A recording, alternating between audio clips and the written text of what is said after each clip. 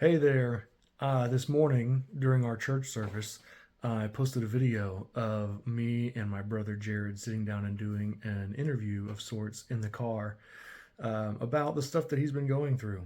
And it was in the context of Genesis 37 and Joshua losing, Joseph, not Joshua, Joseph losing his everything in the moment, right? His brother sold him into slavery, and so he loses his freedom, his hope, his dreams, everything that he thought was going to happen seemingly didn't.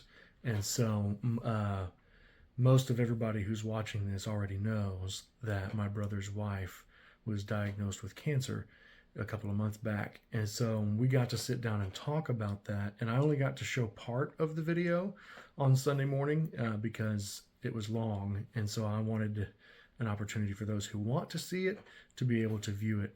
And so what you're about to see is the rest of the conversation. It's going to be all 20 minutes of me asking questions and him responding to those questions and just being able to share some of the stuff that he's been going through. So it's a bit of a long one, but if you've got the time and you want to take that time, I know he would appreciate it. I would appreciate it.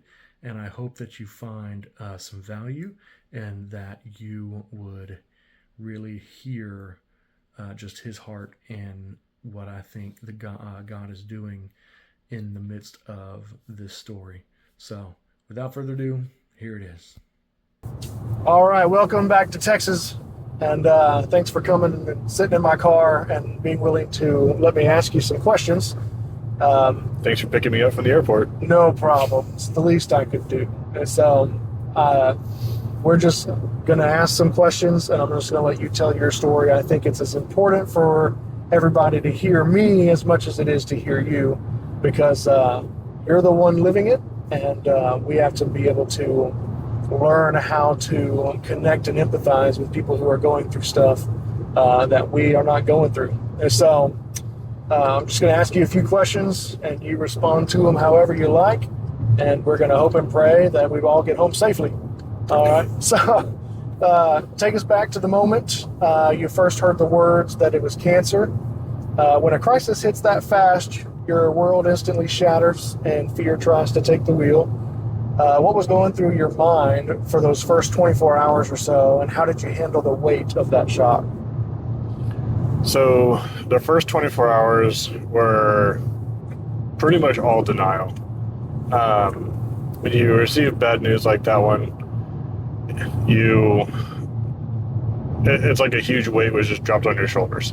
And it literally felt like that. But the first 24 hours was pretty much all denial, right? So she gets to the ER, they do a chest x-ray because she can't breathe. They see fluid on her lungs and a couple of spots. And they say that it's cancer. And I said, that was quick.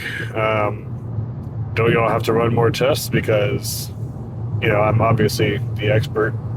So since I'm not the expert in this, I was free to deny anything I wanted.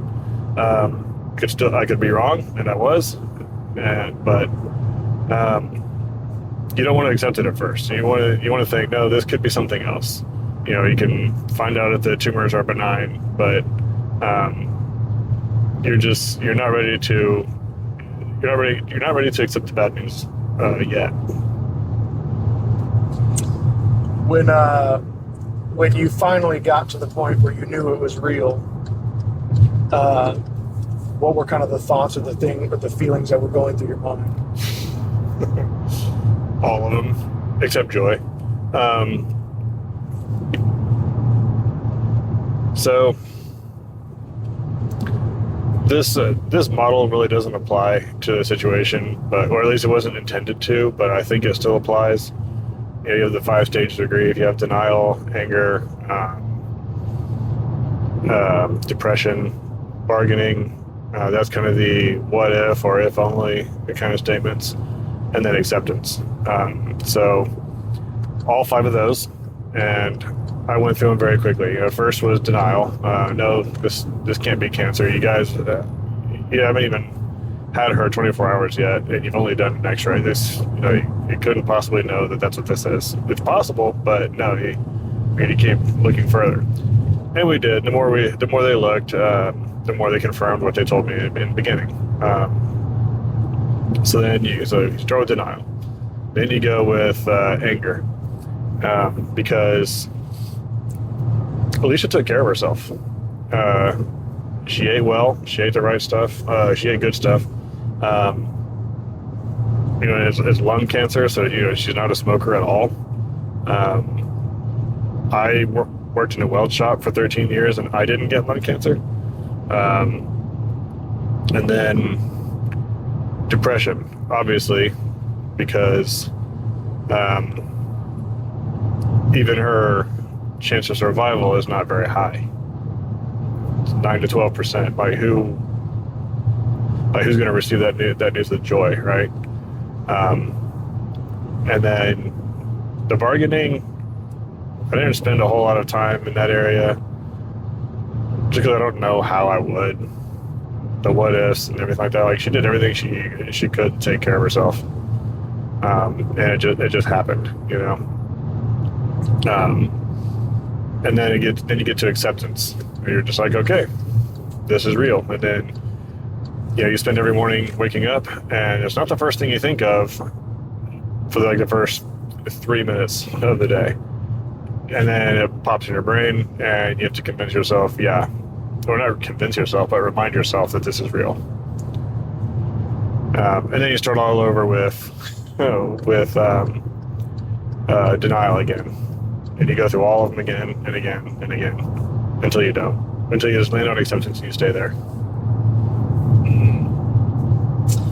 As men in particular, our natural instinct when problems like this come into our lives is we try to jump in the driver's seat and we try to fix it. Oftentimes we see ourselves wanting a blueprint, a 10-step plan, some mechanical fix, anything to regain control. How have you wrestled with the painful reality that you can't fix this on your own strength, and what has surrender looked like for your day-to-day?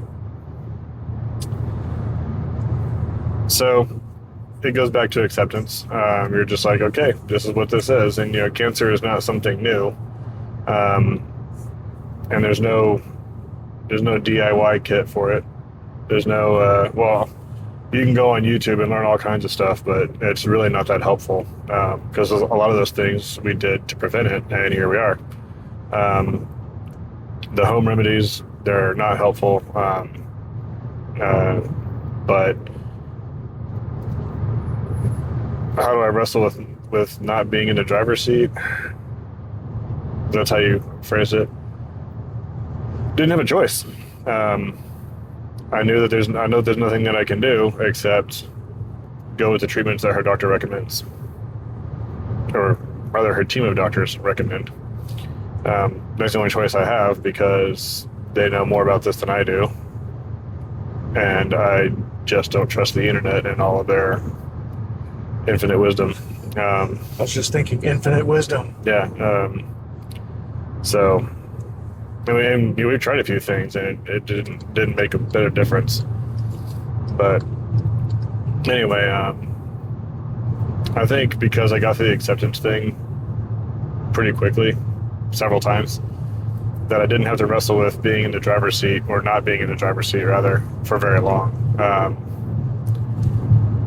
And not to give like a cliche answer, but pray.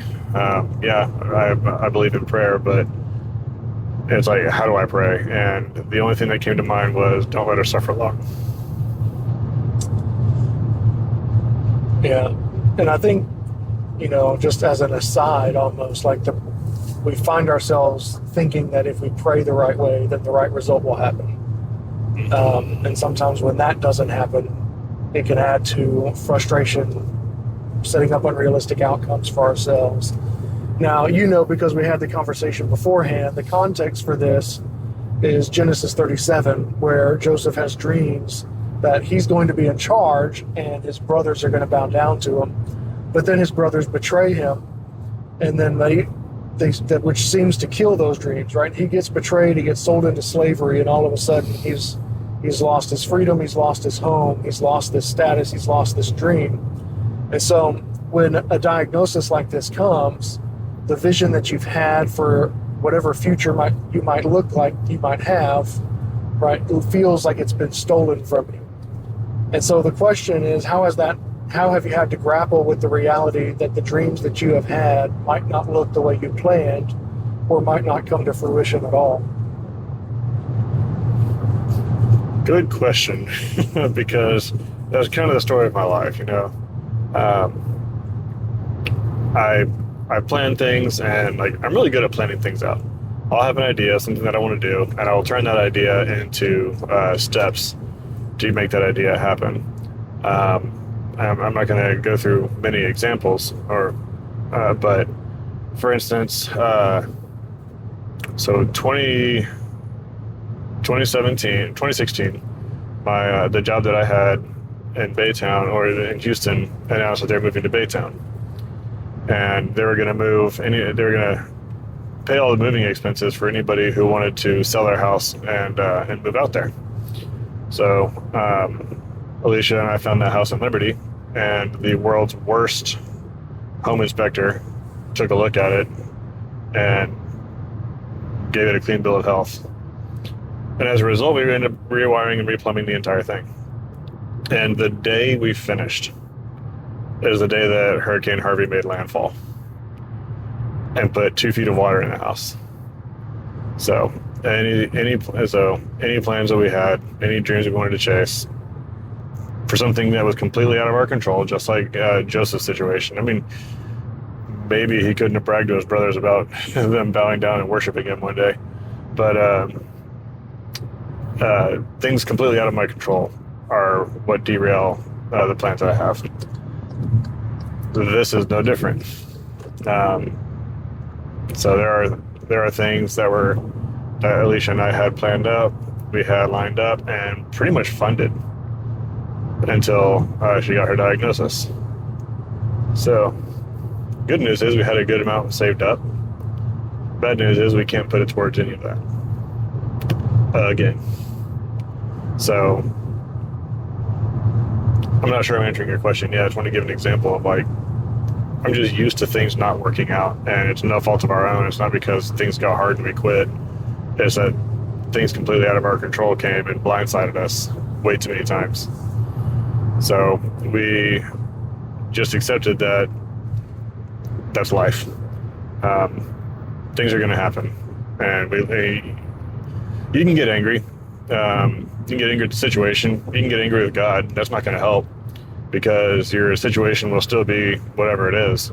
Whatever problem that you have that's got you angry with God, it's still going to be there, and now you're angry. So you're adding one problem on top of another. So you learn how to you just learn to accept that that's just the way life goes sometimes.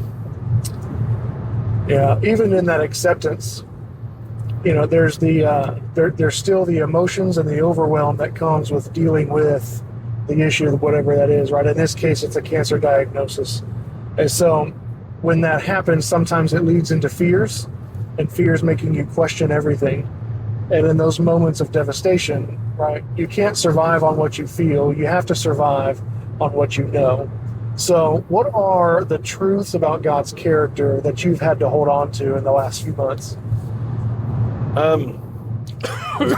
Sorry. The truth about God's character is that he's always going to see you through whatever issue you're facing. It's not he might, it's not if you have enough faith then he will. Get that out of your head. It's that he will. Nothing that we go through takes him by surprise. It takes us by surprise. But he's proven himself faithful over and over and over again. Every single one of those problems, I know I mentioned like one or two, but there's quite a few. And every single time something blindsided us and derailed whatever it is that we were working towards, we made it through. We survived. Poor choice of words. So we made it through that problem, and we were okay. It's kind of, it's a little hard to say this is no different because it's very different. But I mean, one way or another, we're going to be okay. If this cancer battle ends the way that we are pretty sure it's going to end, Alicia will be in the presence of God forever.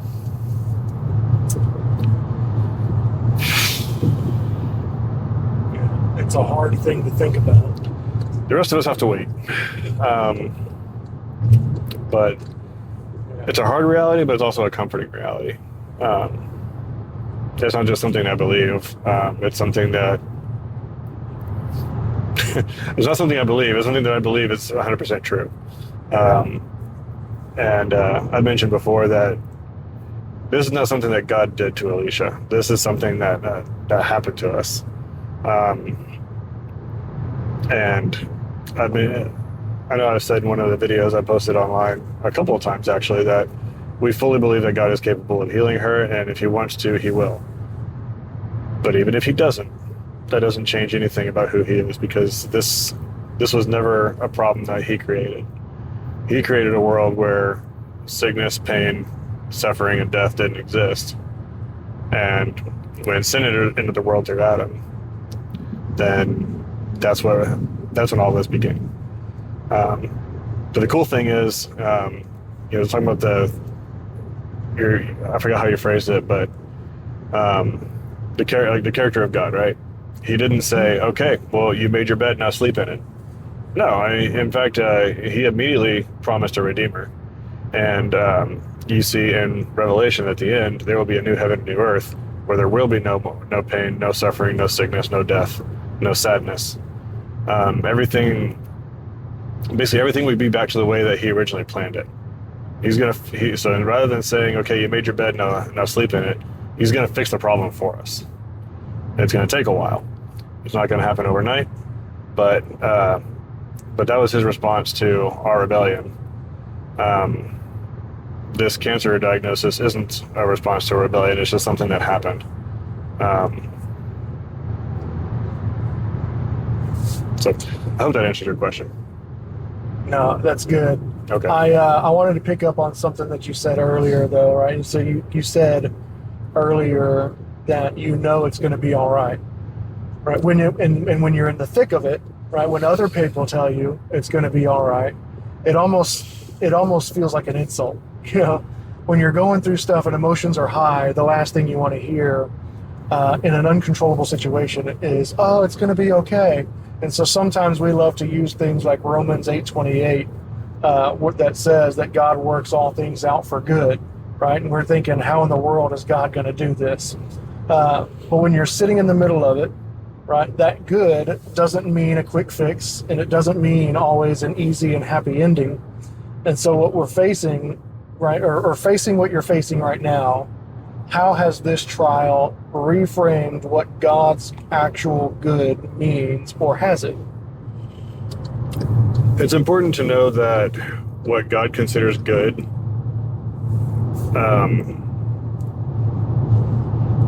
it makes sense to him, because when we say that things are going to work out for our good, we automatically tend to think that God's going to work things out the way we want him to, and that's not always the case. One example that gets used a lot, and I think it gets used incorrectly a lot too, is the book of Job. That I've heard many times that, hey, if you keep the faith, that God's going to restore everything. I don't know anybody who's lost a spouse that got them back. But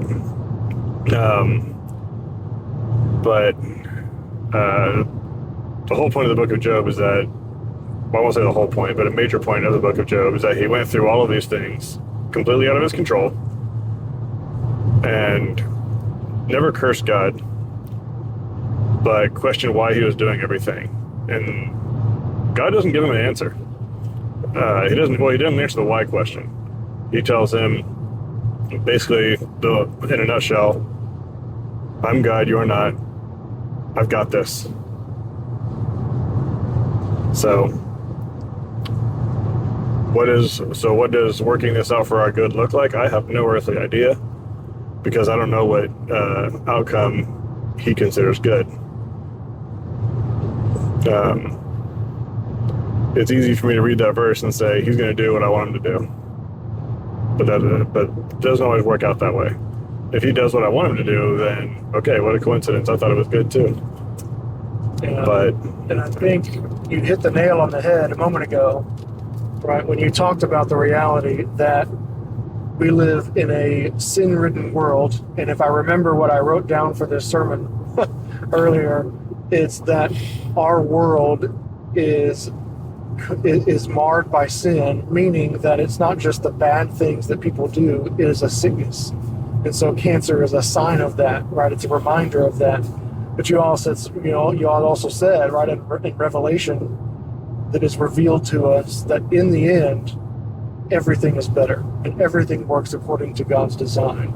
And that the future of for those who are in Christ is not that we remain dead, but it's we will remain forever alive, but also forever perfected.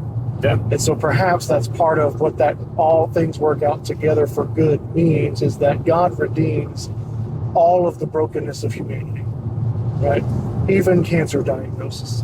And so I know you believe that God can do that, and God will, and I believe that God can do that, and He will. It's really hard to walk through it in the process, but at the same time, right, we learn to sit in the things that are hard, but also hold on to the reality of the gospel of Jesus at the same time. And so, again, just wanted to say thank you. Thanks for letting me do this and play this for everybody in our church tomorrow morning, which is right now if you're watching this, but or in the past if you're watching this later, who knows. But just want to tell you, I love you. I'm proud of you. Thanks for talking with me for a bit. Sure. Thank you.